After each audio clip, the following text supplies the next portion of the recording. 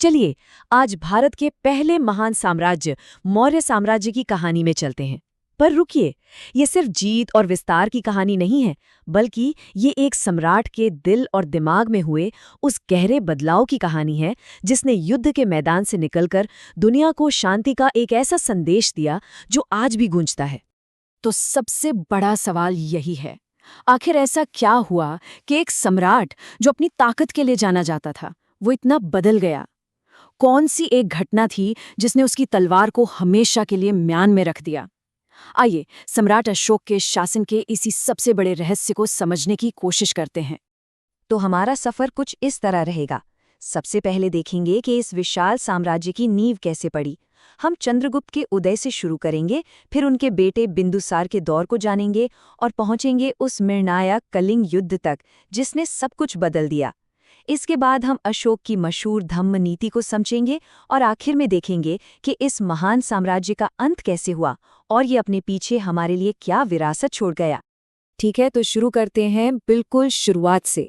देखिए, हर महान साम्राज्य की कहानी होती है और मौर्य साम्राज्य की कहानी की नींव रखी इसके संस्थापक चंद्रगुप्त मौर्य और उनके जीनियस सलाहकार चाणक्य ने। चंद्रगुप्त का सत्ता में आना किसी तूफान से कम नहीं था। सोचिए, लगभग 321 ईसा पूर्व में उन्होंने मौर्य साम्राज्य की नींव रखी और कुछ ही सालों में सिकंदर के जनरल सेल्यूकस निकेटर को हराकर साम्राज्य की सीमाओं को पश्चिम में अफगानिस्तान तक फैला दिया। लेकिन अपने शासन के आखिरी दिनों में उन्होंने एक ऐसा कदम उठाया जिसकी किसी को उम्मीद नहीं थी। उन्होंने जैन धर्म अपना लिया और अपना सिंहासन हमेशा के लिए छोड़ दिया।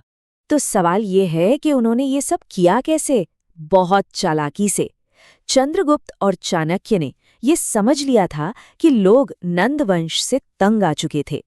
नंद शासकों की छवि लालची और क्रूर बन चुकी थी। बस इसी जनता के गुस्से को उन्होंने अपनी ताकत बनाया और नंद वंश का तख्ता पलटकर इतिहास का एक नया अध्याय शुरू कर दिया। चंद्रगुप्त के बाद साम्राज्य की बागडोर संभाली उनके बेटे बिंदुसार ने, और उन्होंने न सिर्फ अपने पिता की विरासत को बनाए रखा, बल्कि साम्राज्य को और भी आगे बढ़ाया, जिससे मौर्य ताकत पहले से कहीं ज्यादा मजबूत हो गई। बिंदुसार को एक खास नाम मिला था, अमित्रघात, जिसका मतलब है दुश्मनों का नाश करने वाला। ये नाम ही उनके शासन के बारे में सब कुछ बता देता है ना?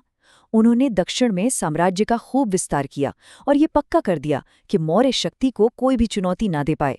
और इसी मजबूत नींव पर उनके बेटे अशोक ने एक और भी विशाल साम्राज्य खड़ा किया। चलिए अब कहानी के उस पल की तरफ बढ़ते हैं जिसने इतिहास का रुख मोड़ दिया। ये मौर्य साम्राज्य और उसके सबसे मशहूर शासक अशोक दोनों की जिंदगी का सबसे बड़ा टर्निंग पॉइंट था। साल था 261 ईसा पूर्व। अशोक ने कलिंग पर हमला किया, जो आज के ओडिशा के पास था। उस समय कलिंग एक बहुत ताकतवर और आज़ाद राज्य था और व्यापार के जरूरी रास्तों पर उसका कब्जा था। ये लड़ाई बहुत ही भयानक थी। अशोक को जीत तो मिल गई, लेकिन इसकी कीमत बहुत भारी चुकानी पड़ी।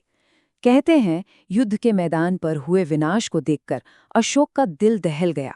वो अंदर तक हिल गए।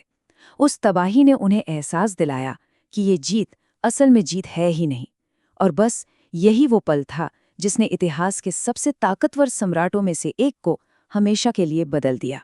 इस एक घटना ने अशोक की पूरी सोच को बदल दिया। अब उनका लक्ष्य दिग्विजय यानी हथियारों से जीतना नहीं रहा, बल्कि धम्म विजय यानी लोगों के दिलों को जीतना बन गया। जहां पहले युद्ध के नगाड़े बजते थे, वहां अब शांति और धर्म का संदेश गूंजने लगा। ये किसी भी शासक के लिए एक बहुत बड़ा एक क्रांतिकारी बदलाव था। तो कलिंग युद्ध के बाद अशोक ने शासन करने का एक बिल्कुल नया तरीका अपनाया, एक नया दर्शन जिसे इतिहास में धम्म के नाम से जाना गया। तो ये धम्म आखिर था क्या? देखिए, ये कोई नया धर्म नहीं था।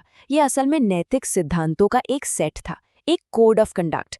अशोक मानते थे कि जैसे एक पिता अपने बच्चों को अच्छी बातें सिखाता है, वैसे ही एक राजा का भी फर्ज है कि वो अपनी प्रजा को सही रास्ता दिखाए। इसका पूरा जोर पूजा पाठ पर नहीं, बल्कि अच्छे व्यवहार पर था। अशोक अपनी धम्म नीति से अपने साम्राज्य की असली समस्याओं को सुलझाना चाहते थे। जरा सोचिए, उनके विशाल साम्राज्यों में अलग अलग धर्मों के लोग थे, उनमें झगड़े होते थे, जानवरों की बलि दी जाती थी, दासों और नौकरों के साथ बुरा बर्ताव होता था। अशोक ने अपनी धम्म नीति से इन्हीं सब सामाजिक बुराइयों को खत्म करने की ठानी। अब सवाल ये था कि इस संदेश को हर किसी तक पहुंचाया कैसे जाए। तो अशोक ने उस जमाने के मास कम्युनिकेशन का इस्तेमाल किया। उन्होंने अपने धम्म के संदेशों को पूरे साम्राज्य में बड़ी बड़ी चट्टानों और ऊंचे ऊंचे स्तंभों पर खुदवा दिया, ताकि हर कोई उन्हें पढ़ सके। इतना ही नहीं, उन्होंने धम्म महामत नाम के खास अधिकारी भी नियुक्त किए, जिनका काम था घूम घूम कर लोगों को धम्म की बातें सिखाना। अफसोस, अशोक की मृत्यु के बाद ये महान मौर्य साम्राज्य धीरे धीरे बिखरने लगा। लेकिन इसका असर आज भी भारत और पूरी दुनिया पर साफ महसूस किया जा सकता है। तो सवाल उठता है कि इतना बड़ा साम्राज्य आखिर खत्म कैसे हो गया? इस पर इतिहासकारों की राय अलग अलग है। कुछ कहते हैं कि अशोक की शांति की नीति ने सेना को कमजोर कर दिया, तो वहीं कुछ का मानना है कि इसकी वजह आर्थिक दबाव था, या शायद साम्राज्य का ढांचा ही बहुत बड़ा हो गया था। ये हमें याद दिलाता है कि इतिहास के पहेलियों का अक्सर कोई एक सीधा जवाब नहीं होता। और अंत में मौर्य साम्राज्य की सबसे स्थायी विरासत, जो आज भी हमारे साथ है, आज के भारत का राष्ट्रीय प्रतीक अशोक के सारनाथ स्तंभ से ही लिया गया है। ये हमें सीधे उस महान अतीत से जोड़ता है। ये इस बात का सबसे बड़ा सबूत है कि कैसे एक सम्राट के विवेक ने न सिर्फ अपने युग को, बल्कि आने वाली अनगिनत पीढ़ियों की पहचान को भी शक्ल दी। तो सवाल फिर वही है, क्या एक इंसान का विवेक सच में इतिहास का रुख मोड़ सकता है? मौर्य साम्राज्य की कहानी इसका जवाब हाँ में देती है।